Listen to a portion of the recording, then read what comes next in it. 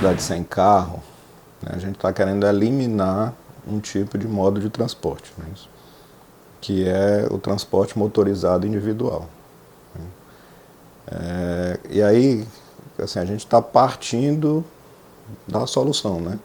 A gente quer riscar do mapa um tipo de solução que foi uma solução, né, que começou a ser adotada no início do século passado. Aqui no Brasil, nas grandes cidades, né, se intensificou como solução única, prevalente aí, a partir da década de 50. Então, assim, não sei nem se interessaria para a gente fazer esse exercício de vamos eliminar um determinado tipo de solução, principalmente quando essa é a solução que prevalece. Eu acho que a gente, né, deveria estar focado que problemas é que, né, a gente, enquanto população, a gente percebe, a gente sente no nosso dia a dia. A gente vê que a cidade ela é desenhada para o tráfego de carros, né, de veículos motorizados, enquanto que só de muito pouco tempo para cá é que políticas voltadas realmente para o transporte de pessoas em massa é que tem tido uma certa relevância, né? Então, assim, numa situação hipotética, eu acredito que regiões como o centro, por exemplo, poderiam muito bem funcionar muito bem sem que fosse permitido o trânsito de veículos automotores lá nessa região. A gente vem construindo, desde os últimos 3 anos, uma série de estruturas para possibilitar que as pessoas, de fato, os cidadãos tenham mais de uma opção, ou seja, para que seja possível substituir parte das viagens que são feitas por carros, pelo transporte público, pelo modal cicloviário e futuramente por caminhadas, né? Então hoje nós saímos de uma rede, nós saímos de um total de 9 quilômetros de faixas para ônibus, estamos hoje com 98 quilômetros e chegaremos a 135 quilômetros de faixas exclusivas para ônibus até o final do ano. Isso não é pouco. Isso torna o transporte público mais rápido, portanto, menos tempo de viagem para o usuário, mais previsível, e isso em conjunto com outras iniciativas como o bilhete único, como o ar-condicionado, como o meu ônibus, futuramente o Wi-Fi nos veículos, isso começa a tornar o transporte público mais atrativo para as pessoas.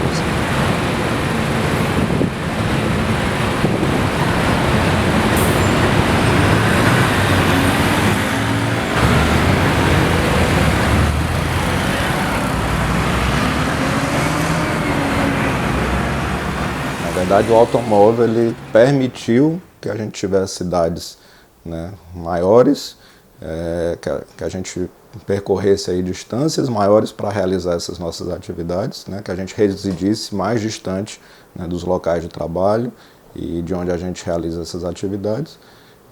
E aí a gente ficou refém desse tipo de alternativa, né?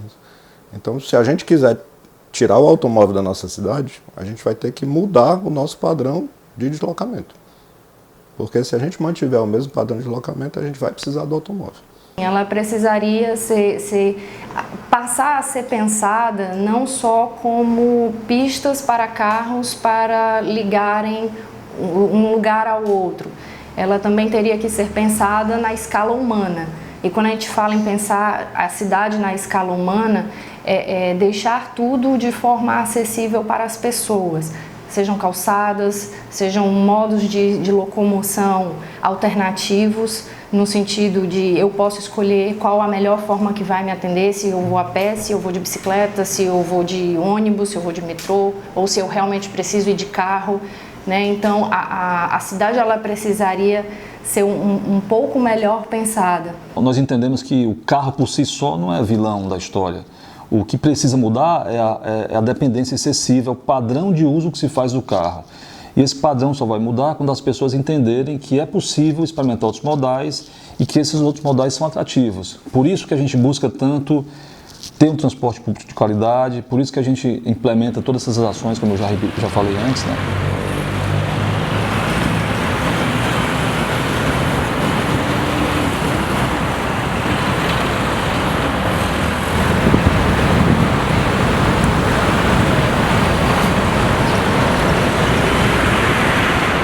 No dia a dia, a relação de dependência do automóvel precisa mudar.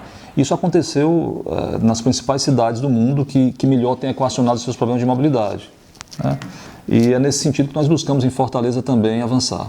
A gente tem que considerar que assim, a alternativa de deslocamento, o modo de transporte, tem que ser adequado ao tipo de atividade que aquela pessoa quer realizar.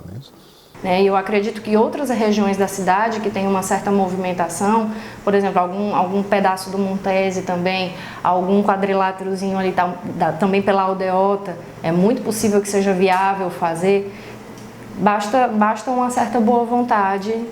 Então, não dá para a gente intervir só no transporte, não dá para a gente proibir o automóvel se a gente não mudar, né, o tipo de cidade, se a gente não mudar, né, a configuração da cidade, a combinação, né, do que a gente chama de uso do solo, de onde é que as pessoas moram, onde é que as pessoas trabalham, onde é que as pessoas fazem compras, né, têm seu lazer, são atendidas, né, pelo serviço de saúde, de educação. Tá?